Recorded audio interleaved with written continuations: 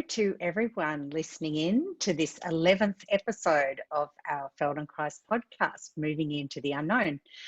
This is a forum where we discuss the possibilities the Feldenkrais Method can bring to all age groups of people across the span of our lifetime, where reconnecting with your body and discovering new patterns of movement can make significant differences to all those faced with either movement or life challenges. So Feldenkrais practitioners really do like to meet people on a very individual level and acknowledge each person. So whether you'd like to be able to move more freely and easily, move with more comfort, perhaps feel more solid on your feet, or maybe you're a high performance athlete or a creative artist looking to improve your functioning, or you could have a child with developmental disorders, or just want to improve your own self-efficacy as you age. Today, we'd like to introduce someone with a very wide and growing appeal who offers a really unique learning framework for Feldenkrais. So welcome to Taro Iwamoto, who is a Guild certified Feldenkrais practitioner in Seattle in the United States since 2018. And Taro is continuing to create really beautiful and engaging and accessible YouTube videos on his YouTube channel, which is actually called Feldenkrais with Taro Iwamoto. And so Taro, just to introduce a bit about Taro, has a background in athletic training, physical therapy and martial arts. And I would say Taro is really passionate about guiding people and helping people to move through the world a little more easily, whether that's physically or emotionally, with a much greater sense of ease and comfort. So as practitioners, we're always curious about how to bring Feldenkrais into the real world.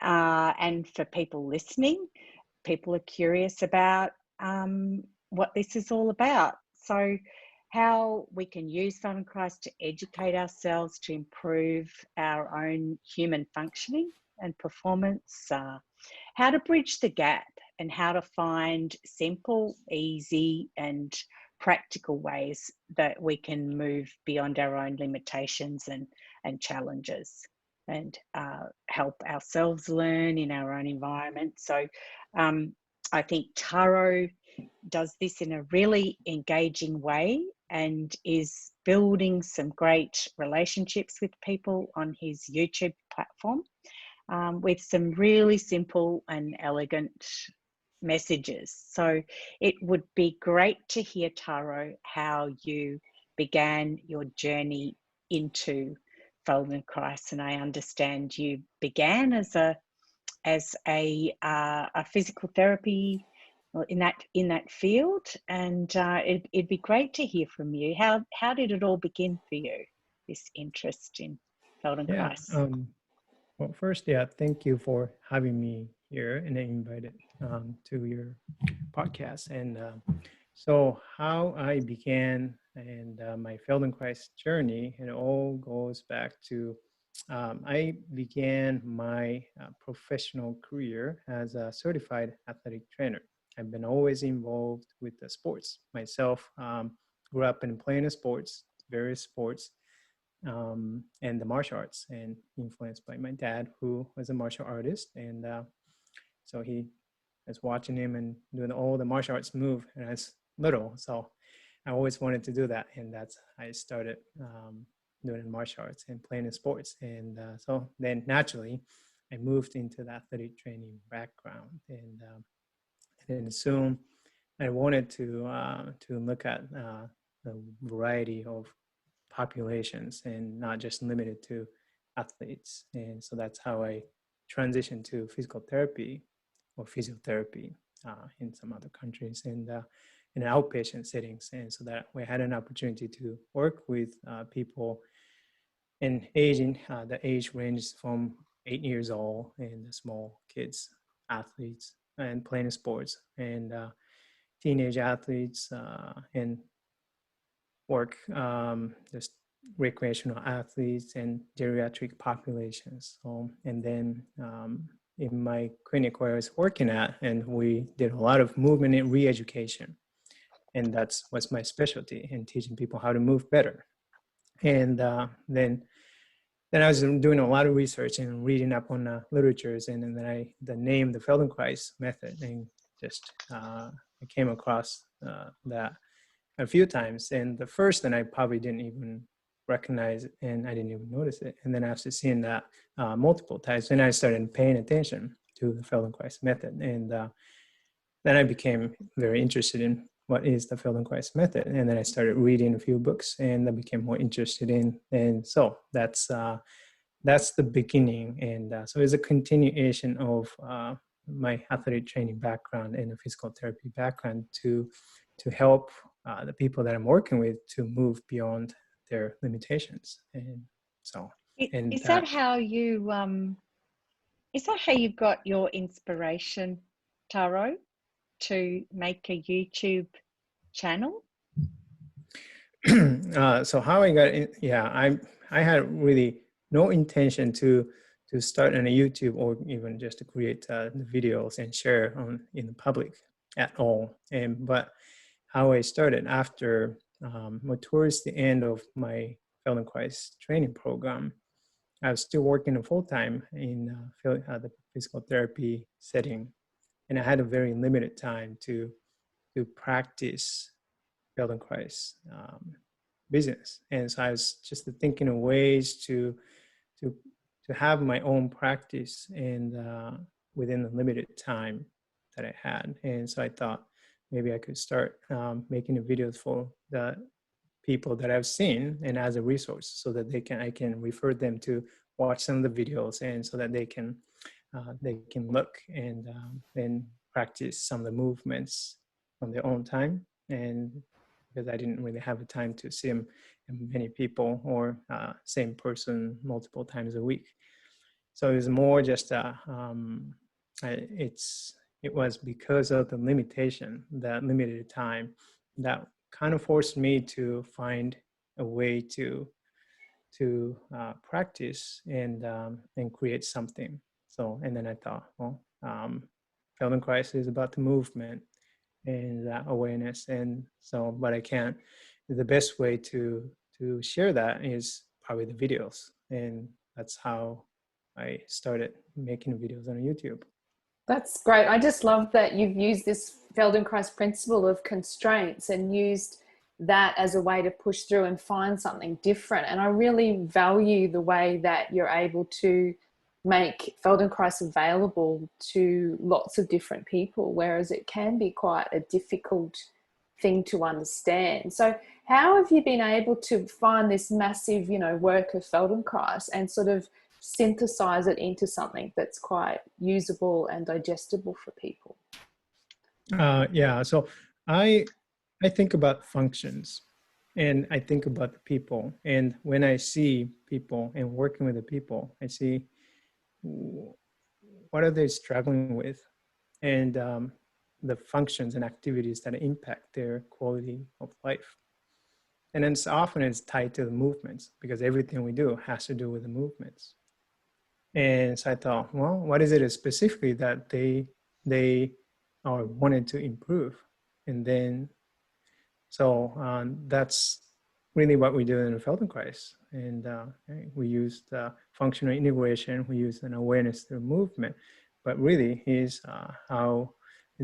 movement is a means to change in people's quality of life. And so if I could focus on the functions, because everybody has something that they want to improve.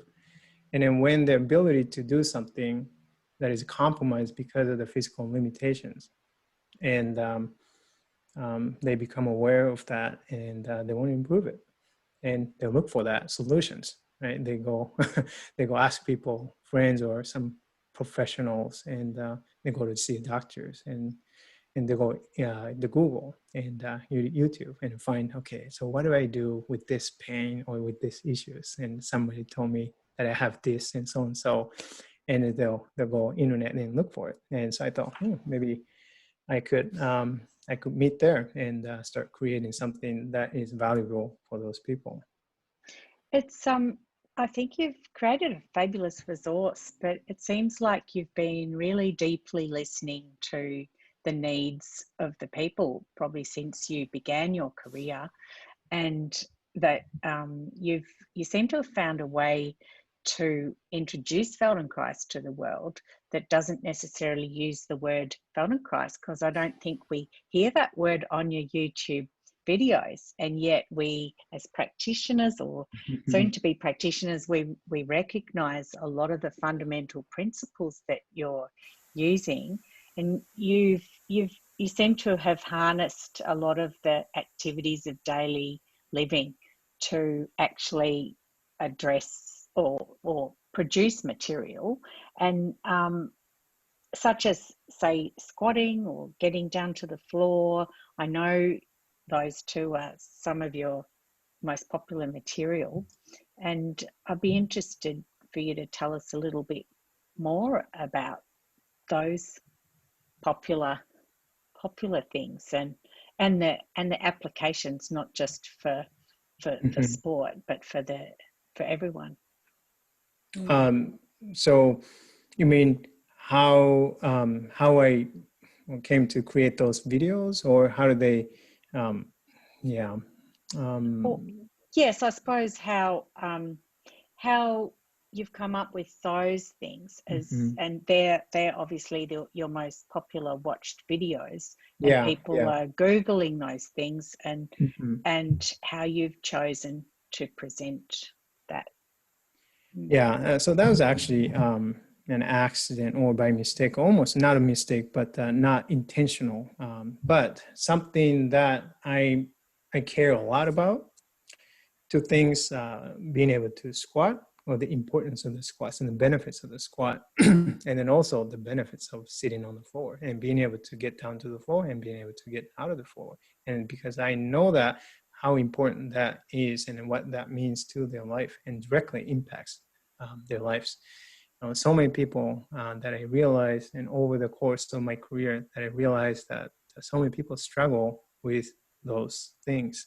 And but just because I knew that from my heart, that is an important thing that I wanted to teach. And then that's one of the earlier videos, and the benefits of the squats and the benefits of sitting on the floor.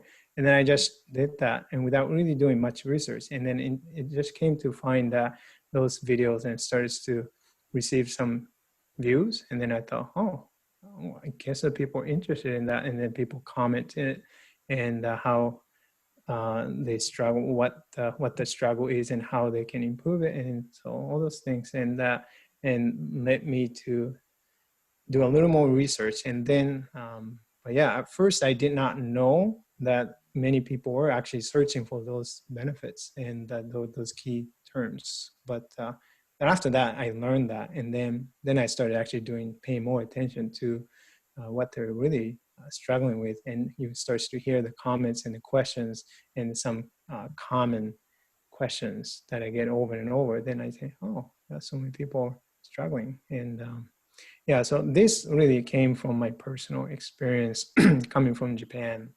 And sitting on the floor is quite common, and squatting is quite common. Not so much here. And in Japan, older populations in the 60s and 70s, it's not unusual for them to be able to sit on the floor. A lot of them are able to sit on the floor and get back up and fine. And they can squat fine. And so I didn't really know that until I moved to the States, which happened years ago. But then I've seen people, lifestyles are very different. And then I've seen working with older geriatric populations, and I don't currently see any people in the 70s that sit on the floor. I don't see any people even in the 60s and 50s that I don't see them sitting on the floor or squatting down. And if I do squat and sit on the floor, and a lot of people ask, is that uncomfortable? How do you do that? Interesting. It's quite comfortable.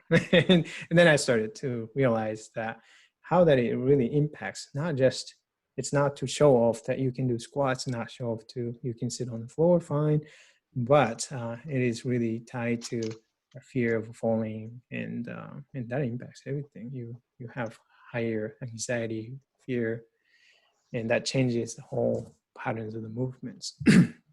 So, Yeah, I think that that's an interesting thing that you mentioned, that fear of falling, because I think if we were to look at your YouTube videos, and a lot of people think Feldenkrais is perhaps just about the movement, but I think Moshe Feldenkrais said the movement was just a vehicle for introducing people to the possibility of change, the possibility of doing things differently.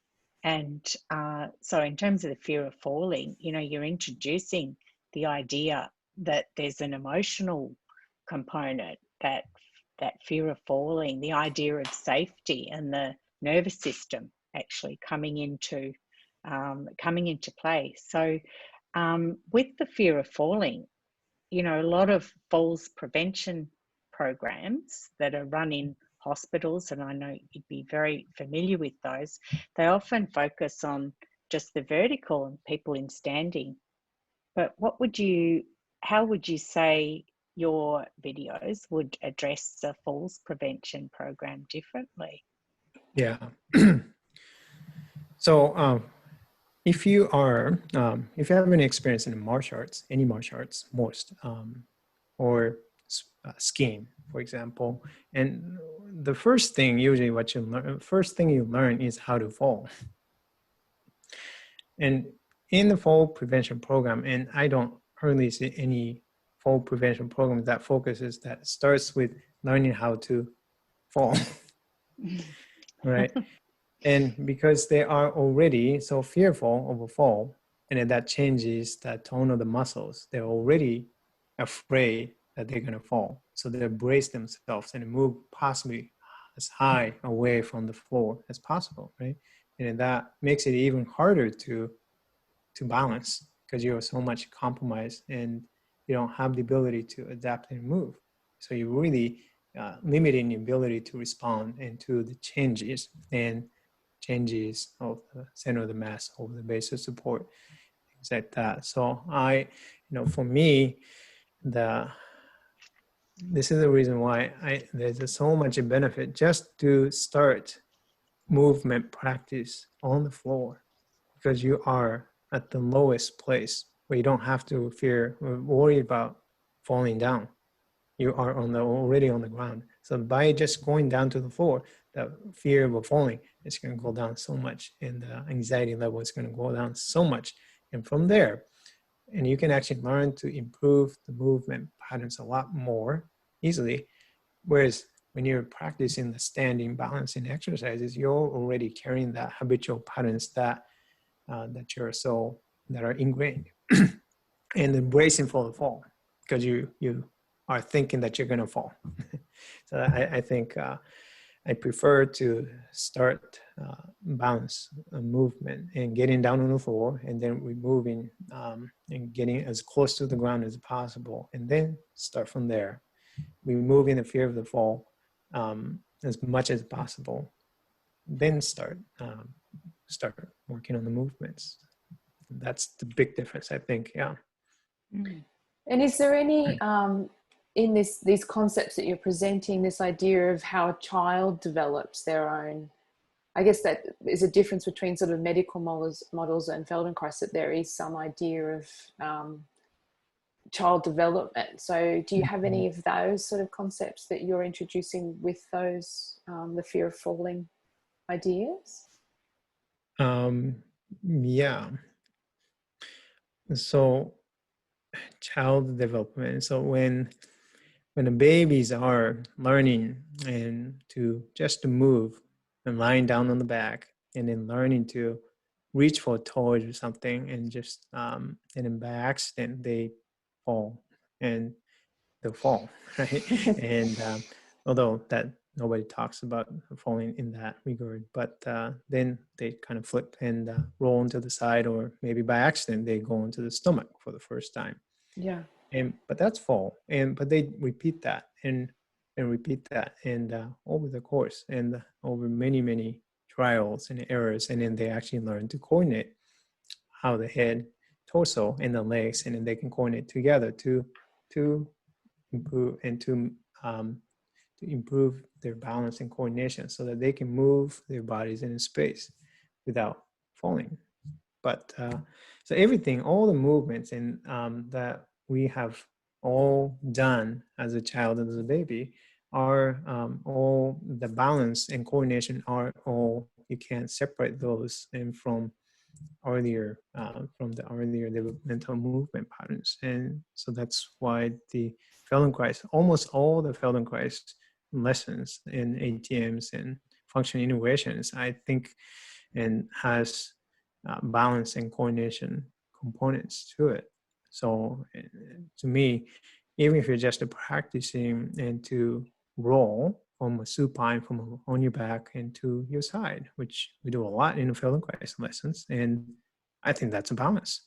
And right, and but in a conventional balance fall prevention programs, I don't see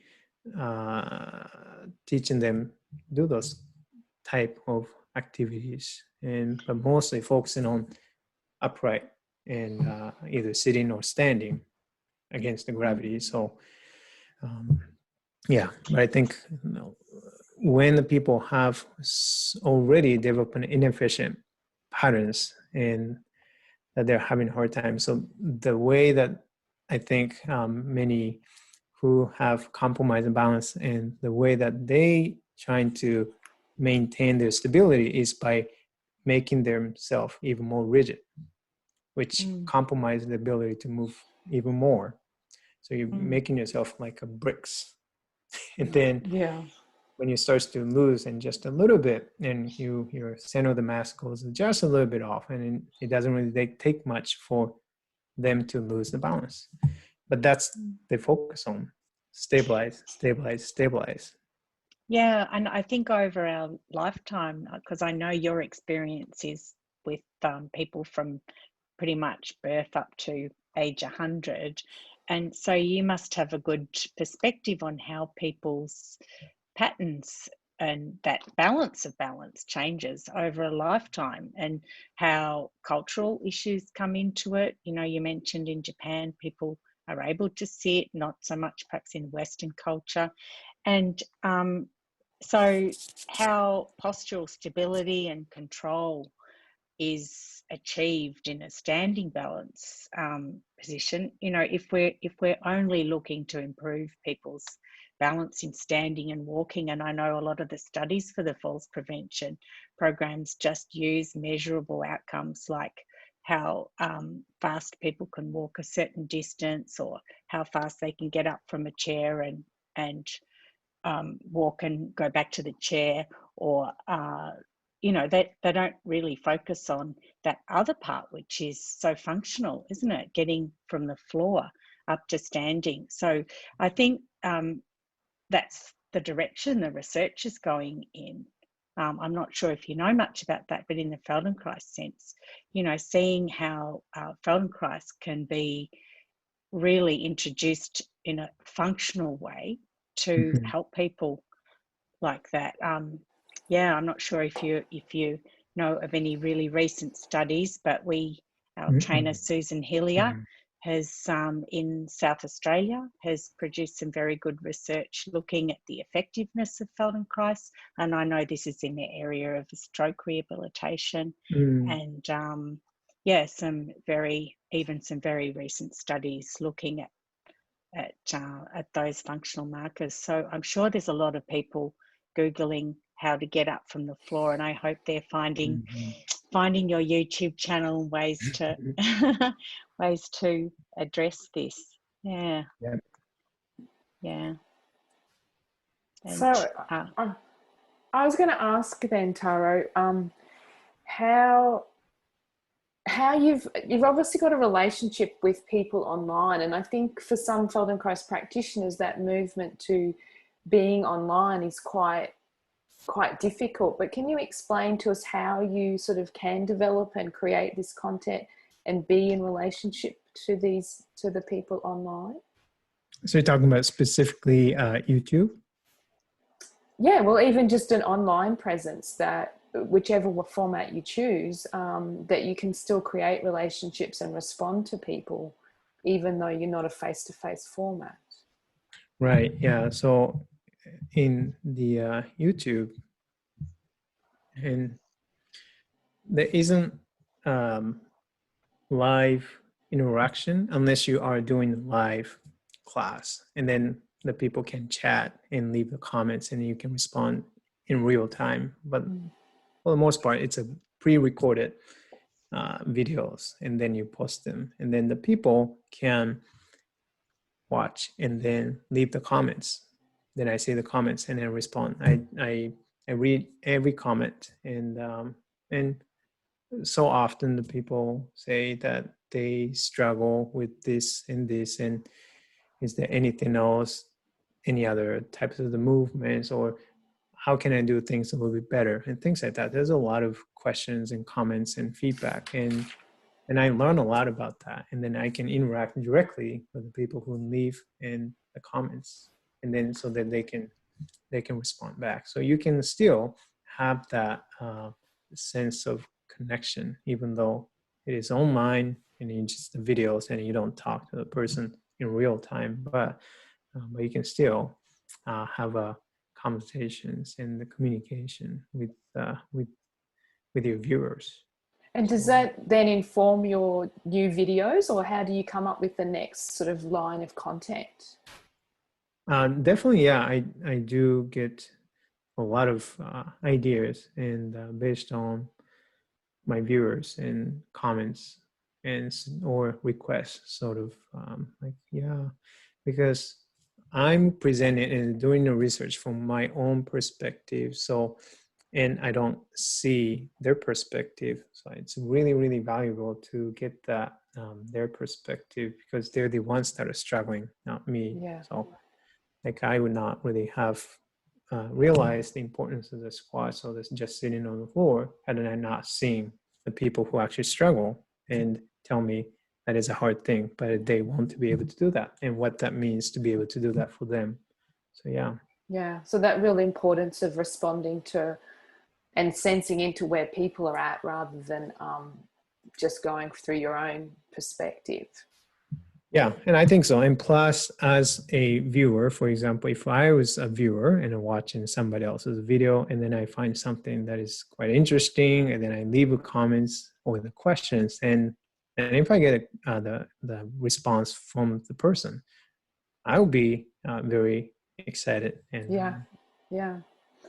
So when you've created these sort of, I guess, in person and online, have you got any nice stories or ways that you've contrasts of how people have tried to have, they've gone to lots of different people and they come to you and they found this new way and freedom because you've assisted them? Have you got any particular stories or any particular examples that you'd like to share?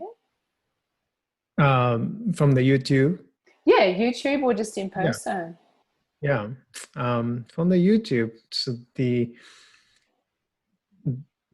videos, the contents that my contents are practical and very simple movement, and some of the exercises, Feldenkrais based mindful movement, short and get to the point and specifically address the functions. And so, and it's kind of there's a lot of fitness and the PT, physical therapy, physiotherapy channels out there, and that share very similar contents addressing some issues, specific issues and things like that. And a lot of, I think, the channels and the other creators are much more strength and focus oriented. And it might not be easy and accessible for some of the people who have already a lot of physical challenges, and they be simply too hard.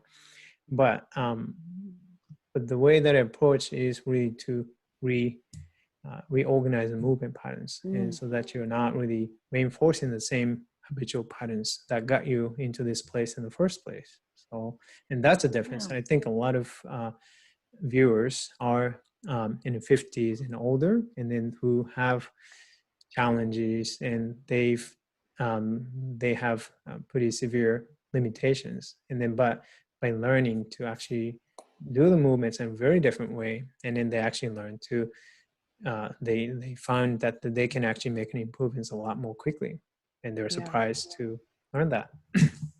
Yeah, it's interesting that you know, people are doing this in their own home. So you're producing material, and I guess a lot of the people looking at it, maybe they're the people that are not coming to Feldenkrais classes. They're just looking for something that is really simple and easy and to begin with. And I'm wondering, they obviously feel safe in their own homes to try something. And how do you take care of them when, you know, you're doing a YouTube video, they're watching the YouTube video? Obviously you've got that level of responsiveness to the people in communicating with them. Yeah, what do you think about how the safety of that, and how do you take care of people in that way? Yeah. So in most of the videos, when I'm demonstrating the movements, exercises, and I emphasize the importance of slowing down. It's not about stretching and going further, that it is important to pay attention, right? And that's what we always talk about in Feldenkrais. Slow down, do less, move slow, pay attention, and then adjust, because you're not going to make more gains by pushing further. You're going to make more gains by paying more attention to yourself, by slowing down. And I repeat that a lot when I'm demonstrating and doing the movements in the videos. And then people still, of course, ask and then leave the comments and say, well, I'm doing this one, then this and this hurts. And yeah, of course, I do make some suggestions as far as how to do the lessons, how to do the exercise, so that they can pay much better attention and feel more connected to themselves. It's not just stretching your arm, moving your arm. That's a difference. Yeah. This is not it's not strengthening exercise, isn't it? It's not coaching. It's not a lot of things. It's Feldenkrais. So it sounds like you do really try and put forward all the fundamentals and all the principles that that we know help people to find their own ways of doing the whatever particular function you're choosing. Yeah.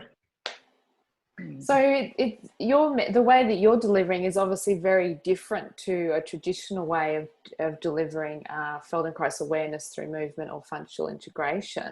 Do you have some people, sort of naysayers, that sort of say that what you're doing is basically not Feldenkrais, or it's watering the method down, or it's simplifying it too far?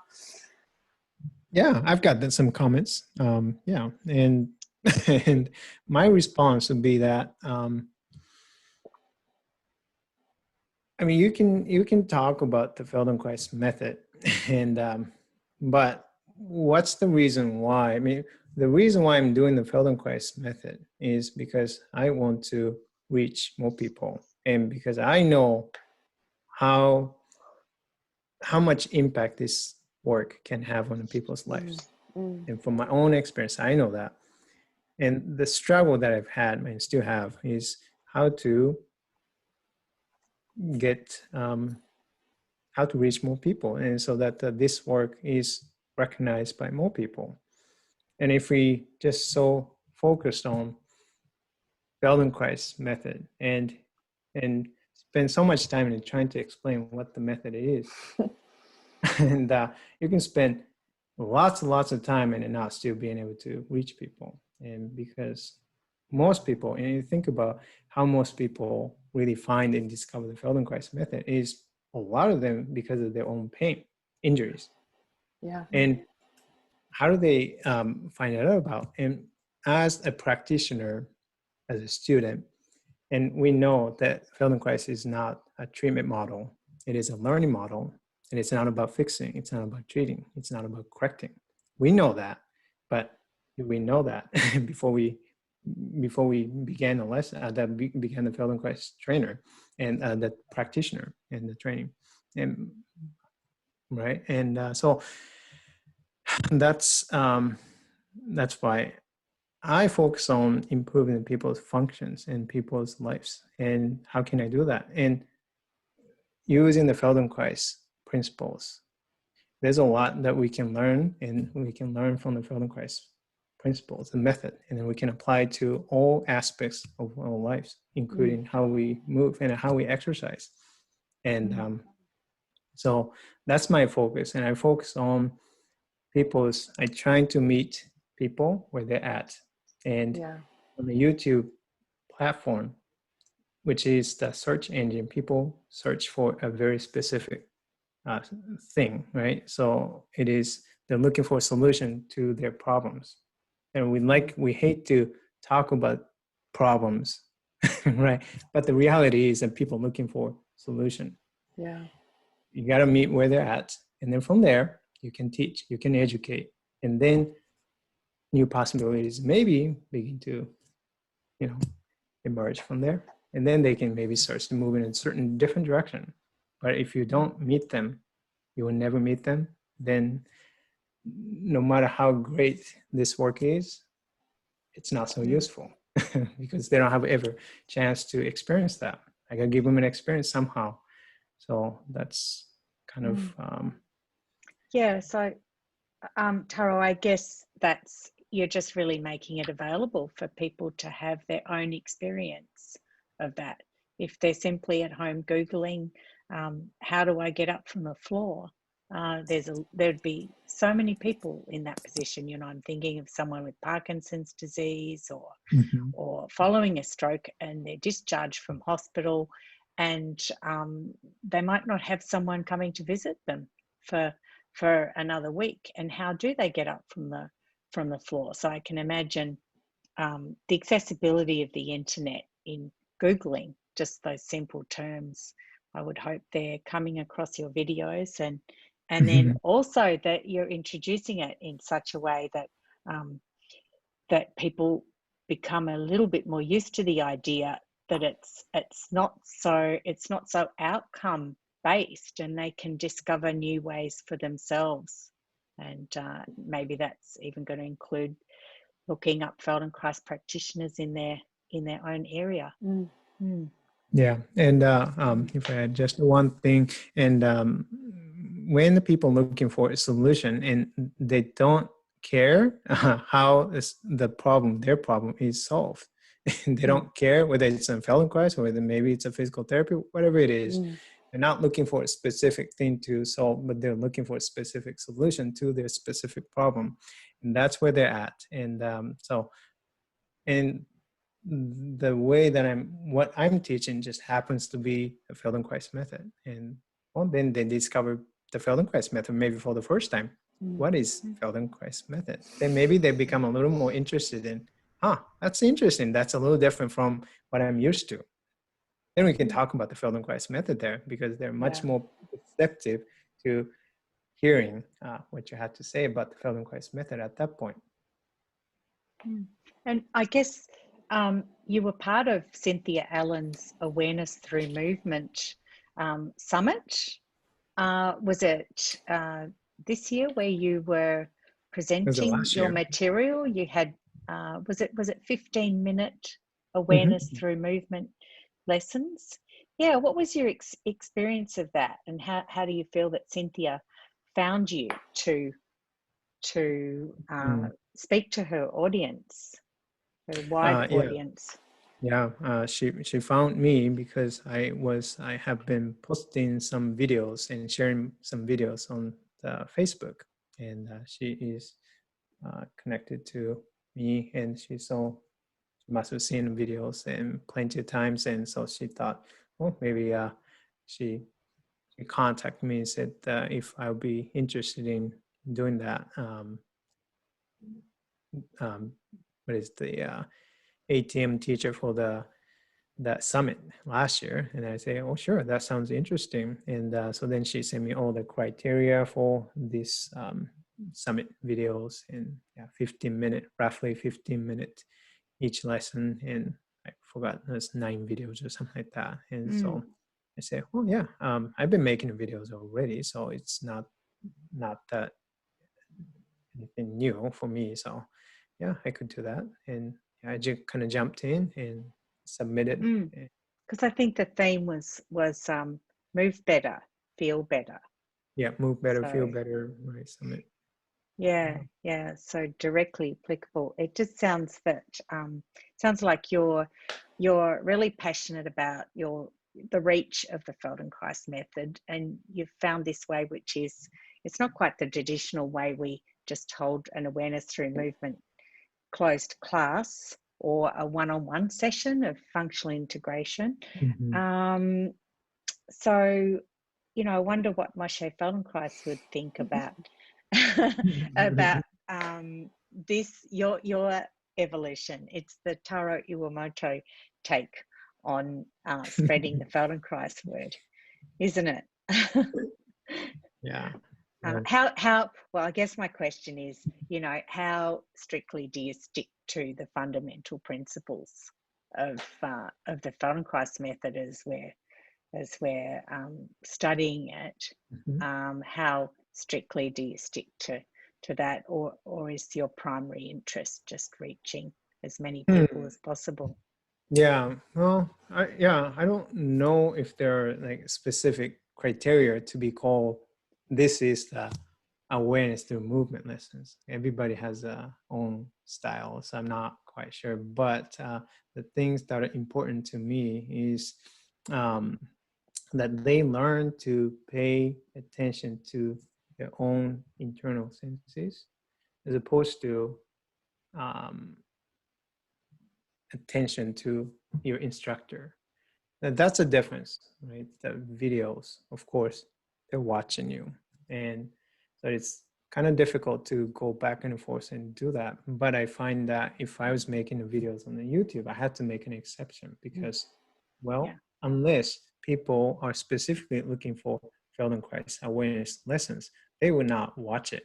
And they're expecting to see somebody showing the movements. I had to meet them, but I still had to be able to. I still guiding them and through their experience the best I can. And so I that's my compromise. But I find that I had to do that, and for the YouTube to reach more people, unless my focus is only to share that within the Feldenkrais community, then I'll be okay just doing more traditional way of verbally guiding, no demonstration, nothing. Just you pay attention, don't look at me, you pay attention to your own senses and ignore me, and that type of things. I can do that if I'm teaching to people who are looking for Feldenkrais only. But I'm thinking the reaching the people who probably don't know the Feldenkrais method, but I want them to become interested and introduced to the ideas and some of the principles of the Feldenkrais method. So yeah, that's an important aspect, but I made an exception on my YouTube. Yeah. And in some ways, the languaging then becomes almost more important, what you're saying, because you have to get them to leap over that just watching the visuals. So what sort of, I don't know, tricks of the trade or specific language, words, phrases do you use to make sure that you can keep getting them to sense into themselves? Well, that's a really good question. Yeah, that's I don't know if I can answer really that question well, but I'm much, at least for the YouTube videos, I'm much more direct in guiding than in a normal or typical Feldenkrais classes and lessons. The purpose is they're coming to learn something specific.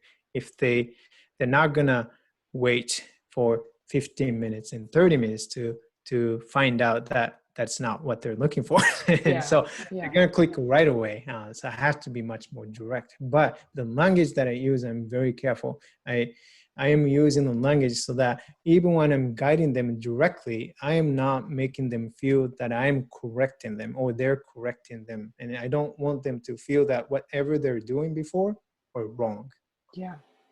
And that's very important, because to me, you can still guide them very directly, but how you use the language, you can really change how they perceive the instructions. And because typically, well, a lot of exercises are focusing on correction, as you know, right? And something, if you have problems and then somebody teaches you different movements and exercises, and then even if they don't say it, almost make them feel like they must be doing something wrong. So this is a correct movement. What this person is teaching you, that is a correct movement, and then assuming what you're doing was a wrong movement.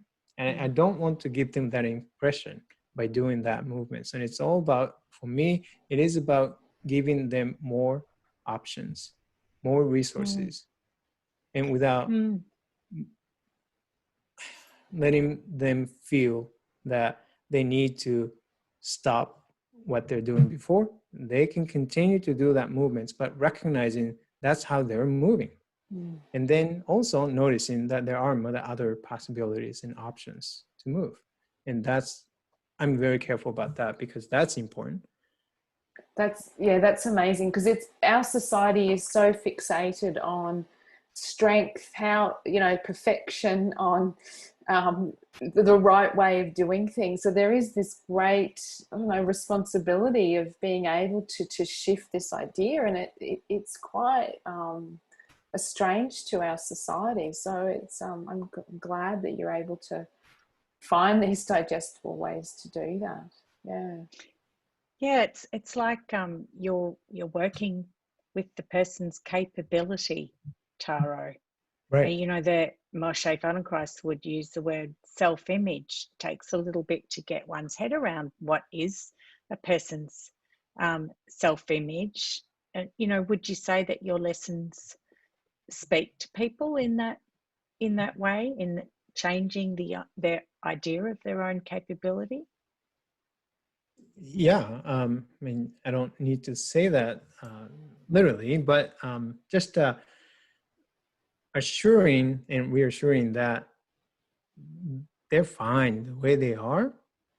They're just fine. And but we all have the ability to improve. And from where we are, it's not bad. And I mean, if you compare yourself to a professional athlete, maybe you're never going to reach there. You're never going to be good enough. But if we really focus on yourself in the moment, we all have a potential to get better than we are today.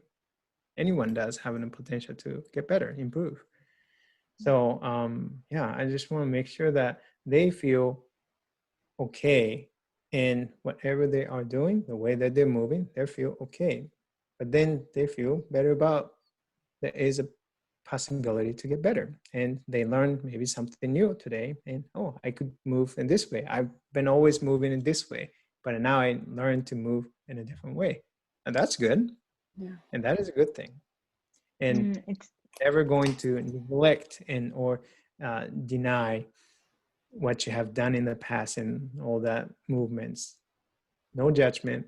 That's all good. Keep it. You're becoming more resilient. You have more capacity to function and move. It's a very open-hearted way of meeting people. I get the sense that you're very generous of spirit as a person in wanting to reach as many people as possible. I think most Feldenkrais practitioners are like that. But as you say, just meeting people where they are in the moment. So I think it's incredible, the fact your YouTube channel. I mean, how many listeners do you have, or what are your statistics for the YouTube channel? Because I know you keep it more and more. Yeah, what is it? 8,000 some subscribers right now. Yeah, I think the last YouTube I looked at had 17,000 views. So you really are achieving your goal. And I think it's a great way to end this podcast of looking at people as these, capable beings, but then finding new possibilities. So we're really grateful to you, Taro, in our Feldenkrais world for delivering these accessible and practical, digestible pieces that it really meets people where they're at. And then it opens this doorway then to the Feldenkrais world that they can explore more to finding themselves. They can recognize that strength's not necessarily the way to go, that they can reorganize themselves, that it's about learning. It's not necessarily about achieving. So and if anyone wants to find where Taro's at, Transform Move, the number 4 is in the middle of his website address. And we're really grateful to you today, Taro, for your time. And thank you very much. Well, thank you very much. It's a pleasure to be here. Okay. Thank you, Taro. Thank you.